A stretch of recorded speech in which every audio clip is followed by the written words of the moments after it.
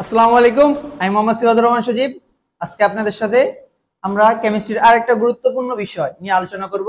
সেটা কি? প্রথমে আসে আমাদের আইসোটোপ। আইসোটোপ মানে কি আগে এটা আমাদের জানা লাগবে। আইসোটোপ মানে যেসব পরমাণুর প্রোটন সংখ্যা একই কিন্তু ভর সংখ্যা ভিন্ন, সেটাকেই বলা হইতেছে কি আইসোটোপ। এখন আপনাদের বোঝার সুবিধার্থে দেখেন, আইসো মানে কি একই, ঠিক আছে। এখন আইসোটোপে লাস্টে কি আছে? প। তাহলে কি হবে? প্রোটন সংখ্যা একই হবে, সেটাকেই বলা হইতেছে আইসোটোপ। এখন আমরা অনেকগুলো एग्जांपल রাখছি। কার্বনের 12, দেখেন কার্বনের ক্ষেত্রে কি সবগুলার কি প্রোটন সংখ্যা কি সেম, তাহলে এটাকে একটা আইসোটোপ। নাইট্রোজেনের ক্ষেত্রে একই, অক্সিজেনের ক্ষেত্রে কি সেম। যার যার যার আমাদের প্রোটন সংখ্যা সেম হবে বা পারমাণবিক সংখ্যা সেম হবে তাকে বলা হবে কি আইসোটোপ। তারপরে কি আসে? আইসোটোন। আইসোটোন কি?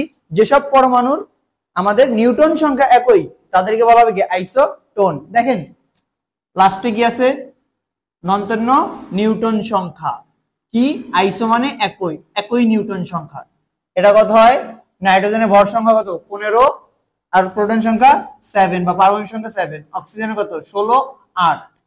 Difference 8, difference 8। কার্বনের ক্ষেত্রে 40 থেকে 20 বিয়োগ করলে 20, 20। তাইলে বলা যাইতেছে কি নাইট্রোজেন এবং অক্সিজেন পরস্পর আইসোটোন।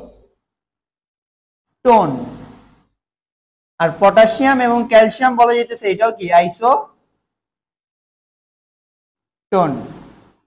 এরপরে আমরা কি শিখবো? আমরা এরপরে শিখবো কি আইসোবার। আইসোবার মানে কি? আইসোবার মানে কি বোঝাইতেছে? আমাদের ভর সংখ্যা। আইসোবার যেসব মৌলের প্রোটন সংখ্যা ভিন্ন কিন্তু ভর সংখ্যা আলাদা, তাদেরকে মানে ভর সংখ্যা একই, সেটাই বলা হবে কি আমাদের আইসোবার। এই যে দেখেন শর্টকাট, একই ভর সংখ্যা। তাহলে আমরা एग्जांपल ব্যবহার করতে পারি।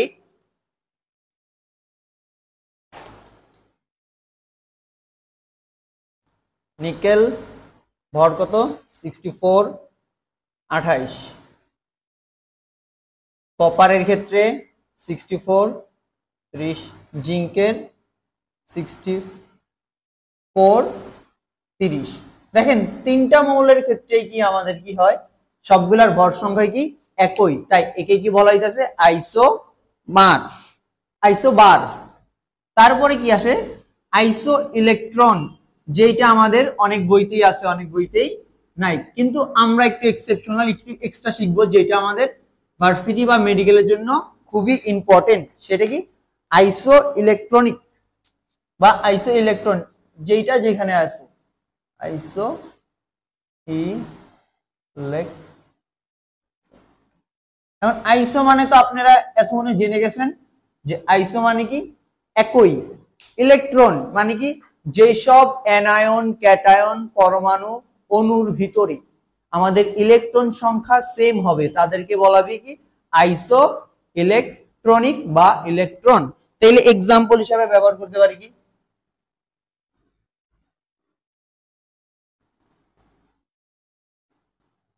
দেখেন একটা জিনিস, সব ক্ষেত্রেই কি ইলেকট্রন সংখ্যা কি 10, তাহলে এদের কি বলা যাইতেছে? এরা পরস্পর কি আইসো ইলেকট্রন, অথবা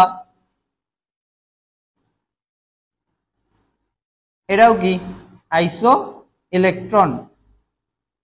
ঠিক আছে।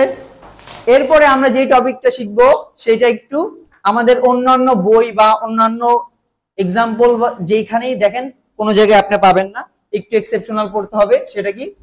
আইসো ডায়াফার মানে কি?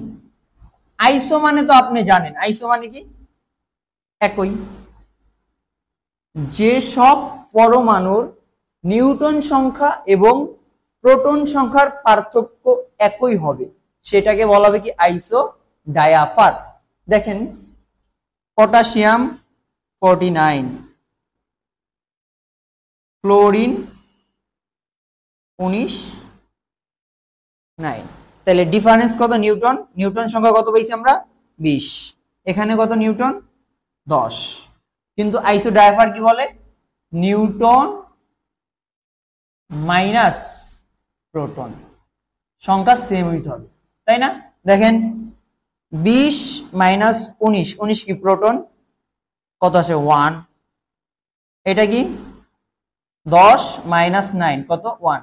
তাহলে পটাশিয়াম এবং ফ্লোরিনকে বলা যায় পরস্পর কি আইসো ডায়াফার। এখন আমি যতগুলা এক্সাম্পল ইউজ করছি সবগুলা এক্সাম্পল কি ম্যাক্সিমাম বিভিন্ন ভার্সিটি বা মেডিকেলের কোশ্চেন। তার জন্য আমাদের ইজি টপিক হইলেও এই টপিক থেকে আমাদের মেডিকেল বা ভার্সিটিতে বলেন হিউজ পরিমাণ এমসিকিউ আসে। তার জন্য এই টপিকটার গুরুত্ব আপনাদের সবাইকে একটু কাইন্ডলি বেশি দেওয়া দরকার। আর আরো একটা গুরুত্বপূর্ণ যে এইচএসসি 24 এর জন্য আমরা ইনশাআল্লাহ ঢাকা ইউনিভার্সিটি বিভিন্ন ভার্সিটির সম্পূর্ণ পরিমাণে গাইডলাইন দিব। আমরা লার্ন উইথ পাবেলের সাথে যুক্ত থাকবেন, সম্পূর্ণ পরিমাণে আপনাদের গাইডলাইন আমাদের সাথে পাবেন ইনশাআল্লাহ। আসসালামু আলাইকুম।